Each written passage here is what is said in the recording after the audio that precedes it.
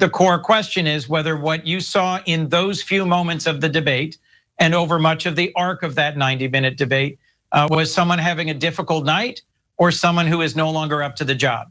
As he said on the stage in North Carolina, he wouldn't be running if he weren't confident he's up for the job. So with all due respect, it is not honest to say that this is just one night. Today, CNN's Jake Tapper grilled Senator Chris Coons, a huge Democratic defender of President Joe Biden's, who is claiming that Biden's signs of cognitive decline that we all witnessed last week during the first presidential debate is not really a big issue here, okay? It's not a problem for his chances of winning against Donald Trump. And so Tapper pulled up a video from 2 weeks ago to prove his point. Let's watch. There have been moments like this that people have seen in front of the cameras and other moments with cameras not there. Just 2 weeks ago, let me just show this clip. There was another moment like this, not just a senior losing a train of thought, but something else going on. Here he is, it was an event about immigration. Thanks to all the members of Congress and Homeland Security Secretary. I'm not sure I'm gonna introduce you all the way. But all kidding aside, Secretary Mayorkas. I don't know what that was. Oh my God, I hadn't seen that video. Guys, we showed you the video like what, a year ago? Of Biden shaking hands with a person that doesn't exist. God bless you all.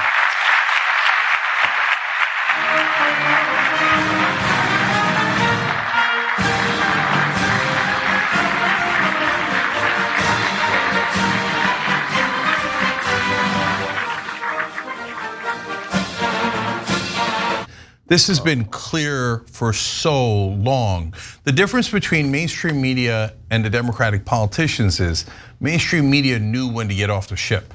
When they realized, oh, the theater is revealed, they jumped off the ship immediately after the debate. Democratic politicians have to walk the plank and go, yes, no, he is great. There is no problem. He's a dynamo behind the scenes. And it's humiliating, right? So, but the reason I say mainstream media is guilty, and here, Jake Tapper, good job, I appreciate it. I'll always take it when they go in the right direction, right? But for example, Dean Phillips, when he was running in the primary, in the beginning, when he was saying, hey, I love Joe Biden, and I think he's done a great job as president, but I'm just trying to give you an alternative that's a little bit younger, the press was actually relatively friendly to him. But the minute he criticized Biden at all the Democratic politicians started giving anonymous quotes and sometimes on the record quotes. And the media loves those leaks and sources and stuff. So they wrote article after article bashing the living crap out of Dean Phillips, going, he used to be a respected member in the Democratic Party, but now sources are saying he's humiliating himself when Biden is in perfectly great shape. Now he's helping Trump. Can you believe it? And that's what almost everyone in mainstream media said.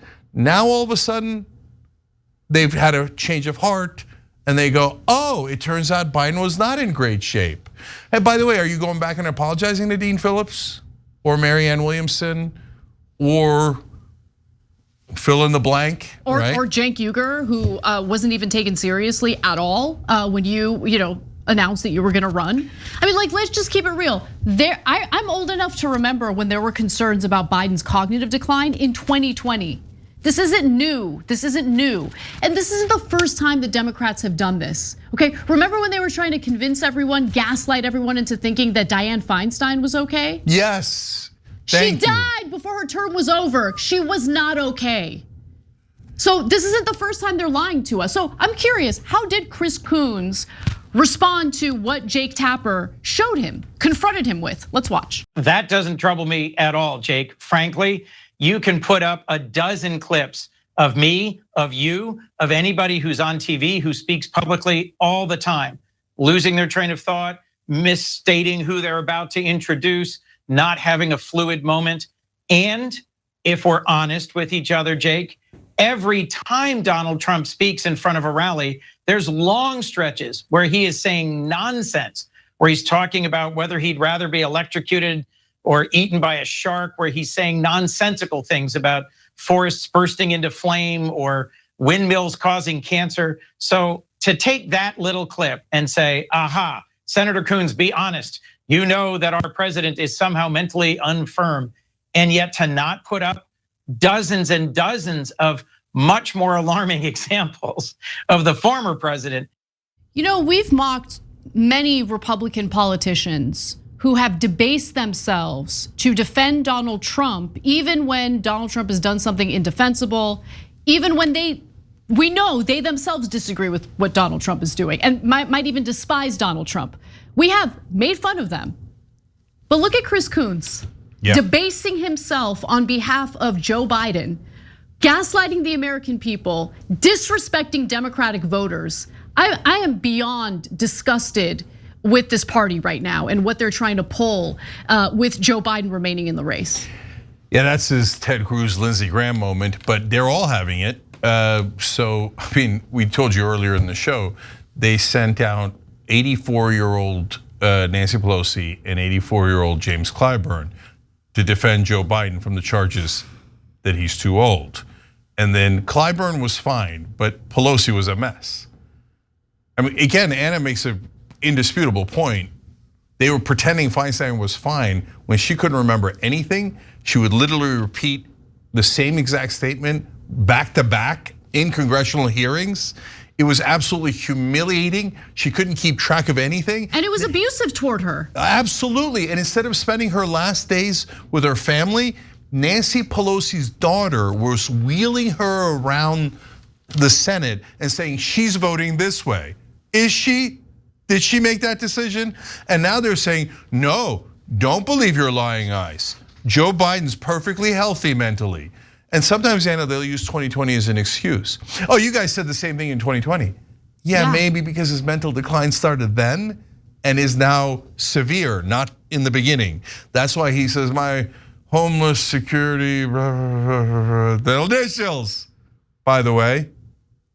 So now Chris Coons, you should understand, is a top ally of Joe Biden. No, I understand it. They're from the same state, Delaware. So my point there is Chris Coons, like Jill Biden and the rest, has seen Joe Biden in private moments many, many, many times. Exactly. So he knows exactly how much Joe Biden is not okay. That's why they leaked the story about, no, he's totally fine between 10 a.m. and 4 p.m. So Chris, how is he before 10 a.m. or after 4 p.m.? So I want you to take note of everyone who goes and lies to you in this moment. Never trust them again. They'll lie to you about anything. If they lie to you about this, when you could see it with your own eyes, imagine what they lie to you about on things you can't see.